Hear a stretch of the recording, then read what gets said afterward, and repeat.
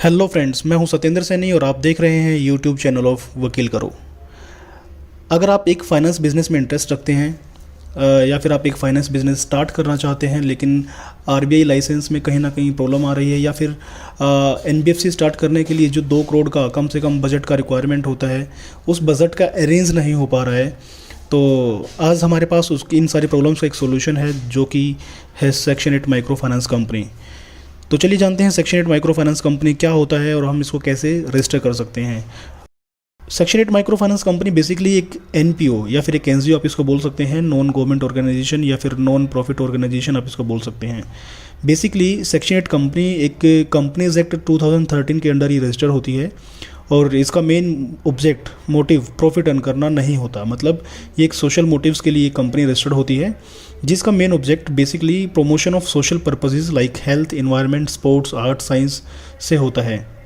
मतलब जब भी हम एक सेक्शन 8 कंपनी को रजिस्टर करते हैं तो उसका जो मेन ऑब्जेक्ट है वो बेसिकली एक जो एनजीओ का ऑब्जेक्ट होता है लाइक हेल्थ को प्रमोट करना है ना, एनवायरनमेंट को प्रमोट करना, स्पोर्ट्स को प्रमोट करना, आर्ट, साइंस, कॉमर्स को प्रमोट करना, तो यही एक सेक्शन 8 का भी मेन ऑब्जेक्ट होता है जो हम सोशल मोटिव के लिए कर सकते हैं।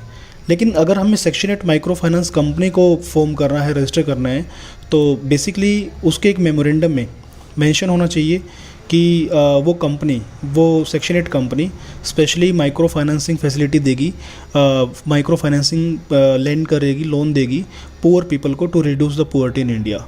मतलब कि सेक्शन 8 कंपनी अगर हमें माइक्रो फाइनेंस में रजिस्टर करनी है तो उसके लिए हमें बेसिकली पहले कंपनी रजिस्टर करनी होगी और उस कंपनी में उस कंपनी के मेन ऑब्जेक्ट के अंदर micro financing to poor people ये वर्ड मेंशन होना चाहिए, सो दैट कि ये साफ साफ क्लियर हो कि ये कंपनी माइक्रो फाइनेंस कंपनी है अंडर सेक्शन 8 जो कि रजिस्टर्ड है कंपनीज एक्ट 2013 के according.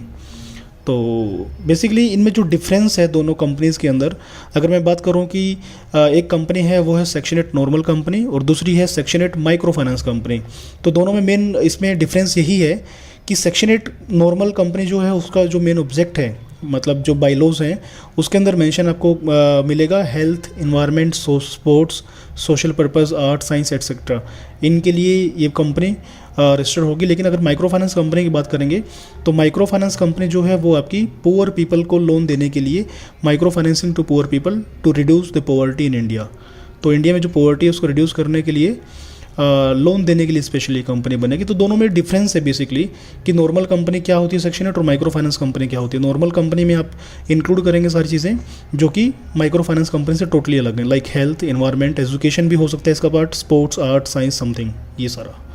But micro finance company में यहाँ पे micro financing to poor people, हम पुअर पीपल वर्ड क्यों यूज़ कर रहे हैं क्योंकि यहाँ पे ये जो कंपनी है बेसिकली ये कंपनी उन्हीं लोगों को लोन देगी जिनकी इनकम 3 लाख से साल में ज़्यादा नहीं है। मतलब ये 3 लाख से साल में अगर ज़्यादा किसी पर्सन की इनकम नहीं है तो उन्हीं पर्सन को ये कंपनी लोन बांटेगी। चलिए आगे देखते हैं इसके लिए कि क्या इस कंपनी को आरबीआई लाइसेंस का नीड है, क्या इस कंपनी को हम रजिस्टर करेंगे तो हमें आरबीआई लाइसेंस का ज़रूरत पड़ेगा। The answer is no. Basically RBI notification number RBI DNBR 2016-17 में नोटिफिकेशन आया था, 40 नंबर नोटिफिकेशन, जिसमें साफ साफ मेंशन किया गया था कि section 8 companies and Nidhi companies को आरबीआई लाइसेंस की नीड नहीं है। मतलब वो सिर्फ एक सर्टिफिकेट ऑफ रजिस्ट्रेशन के बेस पे जो आरओसी से अपने को मिलेगा, आरओसी के सर्टिफिकेट के बेसिस पे आप इस कंपनी में काम कर सकते हैं, अब लोगों को लोन दे सकते हैं जो कि वैलिड और लीगल रहेगा। आपको आरबीआई लाइसेंस लेने की नीड नहीं है। वो क्यों नहीं है उसका रीज़न ये है कि ये कंपनी पुअर पीपल को लोन दे रही है, इसीलिए इसी वजह से ये कंपनी को आरबीआई लाइसेंस की नीड नहीं है। मतलब एग्जेम्प्टेड है। एग्जेम्प्टेड का मतलब ये होता है कि जब तक आगे आरबीआई कोई नया नोटिफिकेशन इशू नहीं कर देता है तब तक ये कंपनीज़ को आरबीआई लाइसेंस लेने की नीड नहीं रहेगी। इसके बाद देखते हैं कैसे हम इस कंपनी को रजिस्टर करें, how to register micro finance company. इसका एक सिंपल प्रोसेस है। बेसिकली ये जो कंपनी रजिस्टर्ड होती है वो आरओसी से होती है। आरओसी मतलब रजिस्ट्रार ऑफ कंपनीज, जो कि गवर्न होती है under ministry of corporate affairs, मतलब MCA, ministry of corporate affairs में ये गवर्न होती है। तो क्या क्या हमें रिक्वायरमेंट्स हैं कंपनी को रजिस्टर्ड करने का, तो सबसे पहले हमें कंपनी का नेम का रिक्वायरमेंट है। कंपनी का नेम आपको देना होगा साथ में डॉक्यूमेंट्स देने हैं 2 पर्सन के कम से कम, जो कंपनी के डायरेक्टर्स रहेंगे, लाइक उनके Aadhaar card, PAN card, photos, mobile number, email ID, latest bank statements, ये डॉक्यूमेंट्स आपको देने हैं। और ऑफिस एड्रेस प्रूफ में अगर प्रॉपर्टी रेंटेड है तो rent agreement with electricity bill आप दे सकते हैं। अगर प्रॉपर्टी सेल फोन प्रॉपर्टी है तो property papers with electricity bill आप दे सकती हैं। साथ में शेयर होल्डिंग पैटर्न, जो भी डायरेक्टर्स रहेंगे कंपनी के, उनका क्या क्या शेयर होल्डिंग रहेगा, कितनी कितनी परसेंटेज में वो अपने शेयर्स कंपनी से लेने वाले हैं और कितना पैसा वो इन्वेस्ट करने वाले हैं, डिपेंड करेगा शेयर होल्डिंग पैटर्न के ऊपर। तो ये कुछ बेसिक्स इन्फॉर्मेशन है जो आपको देनी है, डॉक्यूमेंट्स देने हैं।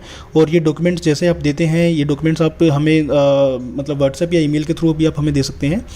और on the basis of this documents हम आपका कंपनी का प्रोसेस स्टार्ट करेंगे और 15 to 20 डेज़ में, 15 से 20 दिन के अंदर ये प्रोसेस कंप्लीट करके आपको कंपनी का रजिस्ट्रेशन सर्टिफिकेट हैंड ओवर कर देंगे। अभी देखते हैं कि हम आपको इस कंपनी को रजिस्टर्ड करने के लिए क्या क्या हमारे पैकेज में इंक्लूड है और क्या क्या हम आपको दे सकते हैं। बेसिकली 12 डॉक्यूमेंट्स ऐसे हैं जो हम आपको प्रोवाइड करेंगे।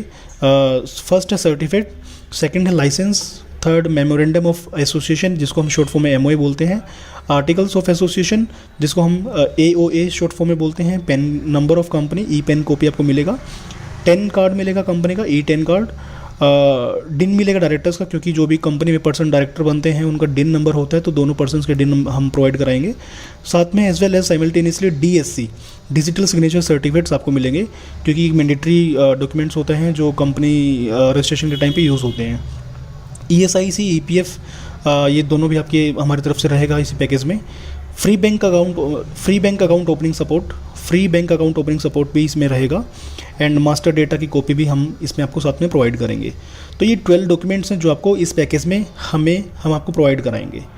अच्छा, कुछ टॉपिक्स हैं जो हम नेक्स्ट वीडियो में डिस्कस करेंगे कि सेक्शन 8 माइक्रो फाइनेंस कंपनी में क्या GST लेविड है, मतलब GST एप्लीकेबल है या नहीं है, क्या इंटरेस्ट रेट लोन के ऊपर सेक्शन 8 कंपनीज चार्ज कर सकती हैं अपने कस्टमर से, क्या ये प्रोसेसिंग फ़ीस भी चार्ज कर सकती हैं या नहीं कर सकती हैं, या फिर कितने टाइप के लोन ये कंपनी दे सकती है। इन्हीं सारे क्वेश्चंस का जवाब हम नेक्स्ट वीडियो में आपको देने वाले हैं। तो इन सारी चीज़ों के लिए बहुत बहुत धन्यवाद। माइक्रो फाइनेंस कंपनी रजिस्टर्ड कराना है तो आप हमारे इस स्क्रीन पर दिए हुए कॉन्टैक्ट नंबर पर कॉल कर सकते हैं या फिर हमारी वेबसाइट को विजिट कर सकते हैं, that is www.vakilkaro.com। Thank you for watching us, keep supporting.